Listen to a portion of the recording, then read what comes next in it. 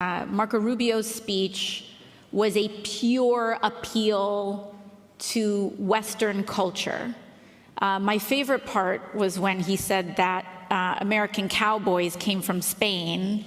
It's also important to note how thin that foundation is. Everybody, it's Bishop Barron. Just last week, Marco Rubio gave a talk that I thought was really good in Munich.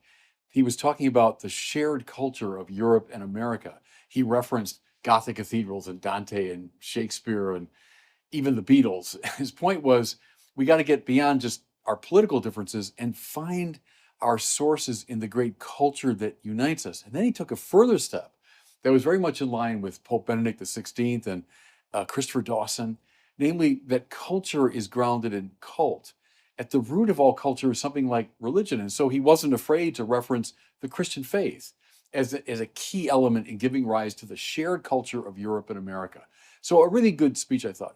Well, then I think it was yesterday, I saw Representative Alexandria Ocasio-Cortez answering him. And I was very struck by her answer. I thought it was very illuminating. She said, this appeal to culture, it's so thin because culture is ephemeral. It's always changing. And so we shouldn't pay attention to culture. We just pay attention to the material foundations in the class struggle. Well, all of that, everybody, is right out of the Marxist playbook. First of all, that Western culture, as Rubio invoked it, is thin. The culture that gave us all those great figures, that gave us the rule of law, that gave us respect for the rights of the individual, that gave us our democratic political system, that gave us the university system, that's thin. And your argument is, well, because cultures always change. Well, that's a banality. I mean, of course, cultures are alive, they change and evolve. Doesn't mean for a second we can't identify the key elements within a culture that gives it its character. But also this, to characterize culture as thin is a Marxist move. Marx said that culture is simply an epiphenomenal superstructure on top of the economic substructure. And don't be distracted, therefore, by the culture. That's just protecting the economics at bottom. Well, again, listen to her. Let's pay attention to the material conditions and to class struggle. Again, that's the Marxist playbook.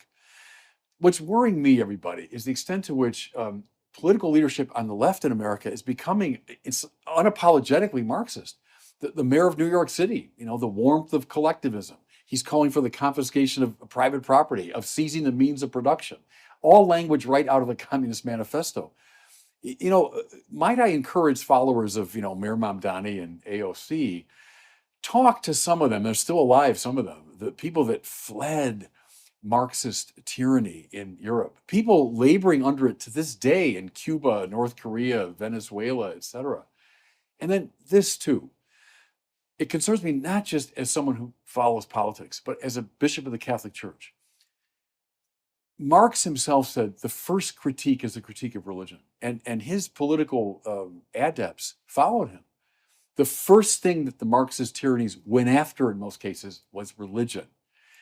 I'm getting a little concerned that in some of these leading figures in our own politics, a Marxist philosophy is taking hold. As a religious leader, this is concerning me quite a bit. Take a look, everybody. Attend to the language. In a way, they're telling us who they are and what they're